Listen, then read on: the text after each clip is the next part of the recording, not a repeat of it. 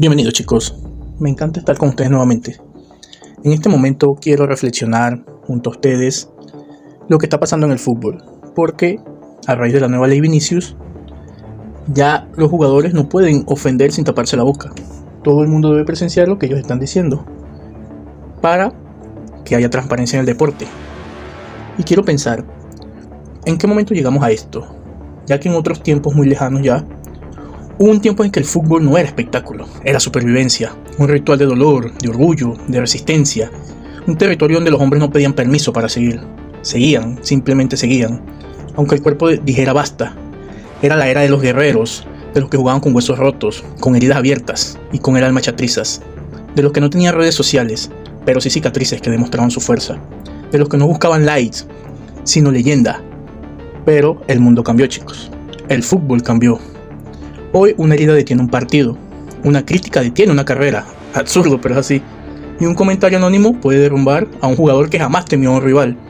Entonces chicos, acá surge la pregunta que divide a ambas generaciones, y esa es: ¿se ha ablandado el fútbol o simplemente hemos aprendido a ver lo que antes ignorábamos? ¿Perdimos a nuestros guerreros o entendimos que también eran humanos? Por eso les doy la bienvenida a este video titulado Guerreros de antaños versus la nueva fragilidad. ¿Se ha ablandado el fútbol? Este es un viaje entre dos mundos, chicos, dos mundos que jamás volverán a encontrarse. Empecemos por los héroes, los que convirtieron el dolor en leyenda. Sus historias no son para nada corazones sensibles, son el testimonio de una época donde jugar era un acto de fe y el sacrificio un dolor innegociable, chicos.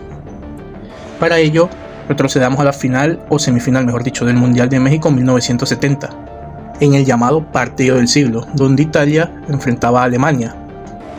Y Franz Beckenbauer, el Kaiser, sufrió una luxación y fractura de clavícula.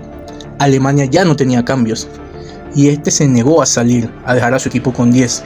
Lo que hizo fue toda una proeza.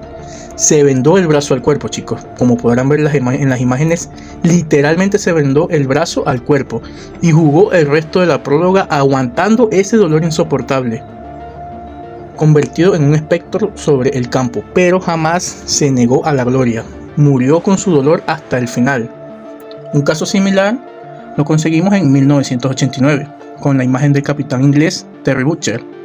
Dio la vuelta al mundo.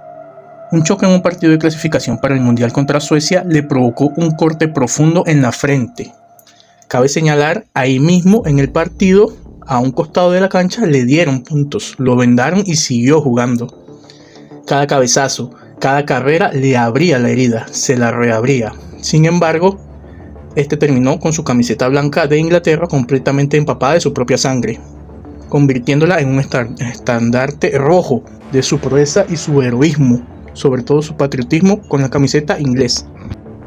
Igualmente, en el Mundial de 1994, el italiano Franco Baresi se rompió los meniscos en la fase de grupos.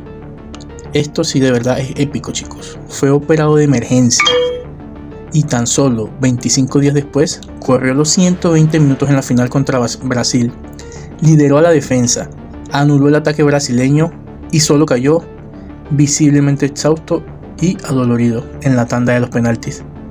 Imagínense en tan solo 25 días recuperarse de una operación de meniscos. Quizás en estos tiempos es imposible, pero Franco Baresi demostró que la camiseta, y sobre todo en un mundial, está por encima de todo, hasta el punto de recuperarse en tiempo récord para jugar la final de ese mundial. Desafortunadamente para Baresi, lo perdió, pero su heroísmo nunca será olvidado. Pero no son los únicos casos. En la final del Mundial de 1954, el húngaro Ferenc Puskás, delantero de Real Madrid, se infiltró el tobillo para jugar a pesar de tenerlo fracturado desde la fase de grupos. Aún así, marcó el primer gol de la final. Y en 1956, el portero del Manchester City, Bert Trautmann, jugó los últimos 15 minutos de la final de la FA Cup con 5 vértebras del cuello dislocadas, una de ellas partida en dos, tal como lo escuchan, una de sus vértebras del cuello partida en dos. Sin embargo, esto no fue impedimento para el gran Bert Trautmann, ya que levantó el trofeo sin saber que había estado a un movimiento de quedarse tetrapléjico. Increíble lo que escuchan, chicos. el Manchester City, que en esa época no tenía nada de gloria, al menos sus jugadores sí sentían la camiseta, al igual que Puskás, que se infiltró el tobillo para poder jugar el Mundial. Como ven, anteriormente los futbolistas eran mucho más fuertes, más aguerridos. Sin embargo, estas gestas no se limitan al pasado lejano. En 2015, el italiano Giorgio Chiellini se abrió una brecha en la semifinal de Champions contra el Real Madrid. Se vendó a un lado del campo, como con un turbante ensangrentado, y jugó los 90 minutos para meter a la Juventus en la final. Recordemos esa semifinal tan aguerrida en el Bernabéu con gol de Morata. También en 1999, Martín Palermo, el loco, se rompió los ligamentos cruzados en pleno partido contra Colón. Sin embargo, se negó a salir, cojeando, inmóvil en el área, empujó el balón para anotar su gol 100 en el fútbol argentino antes de pedir el cambio.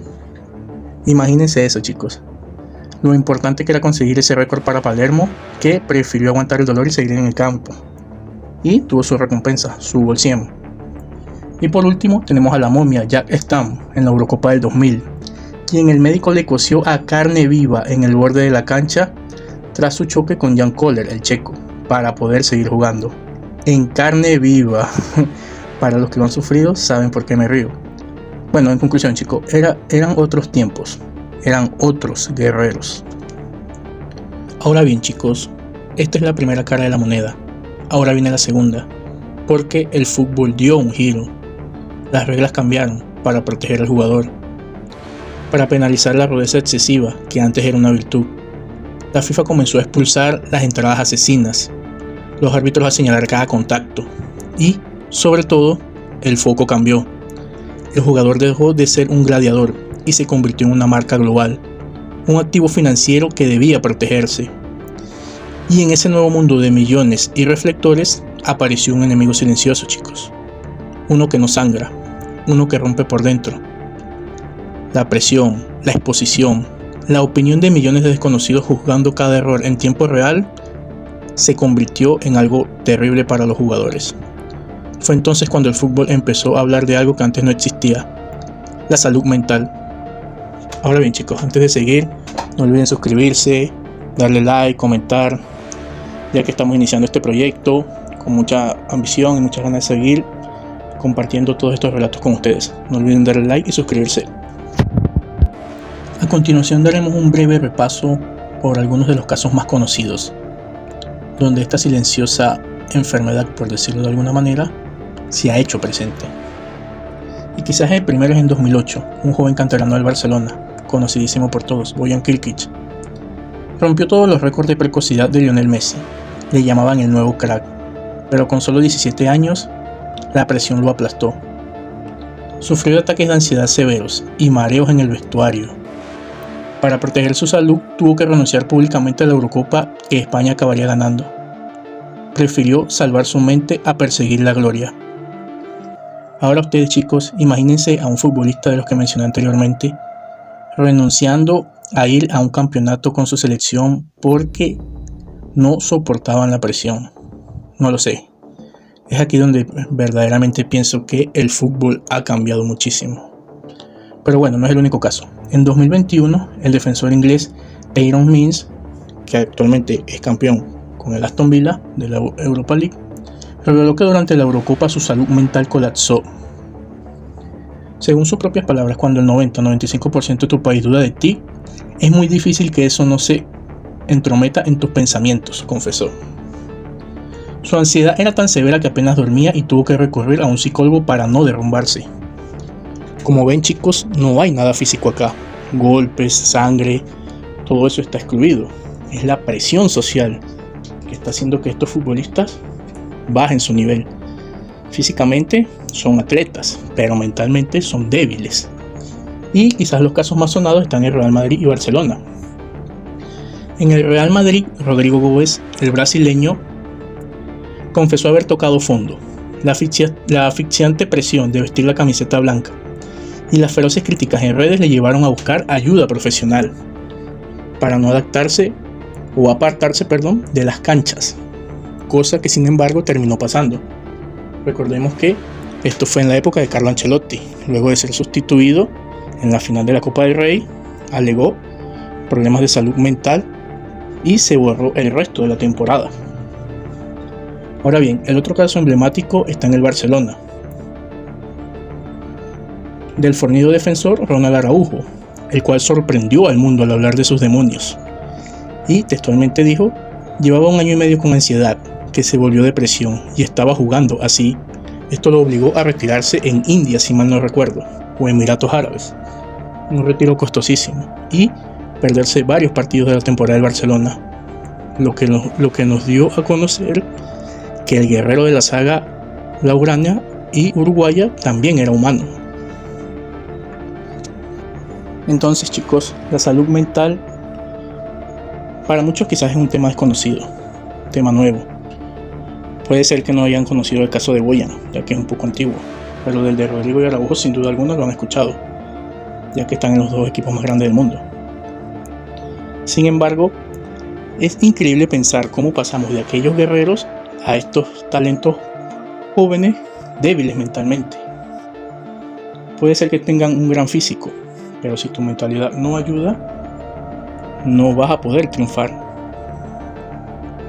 Es por eso que quizás Cristiano Ronaldo y Messi sí lograron proezas, porque no solamente eran físicos, sino mentalidad. Entonces, chicos, para concluir, no olviden darle like y suscribirse.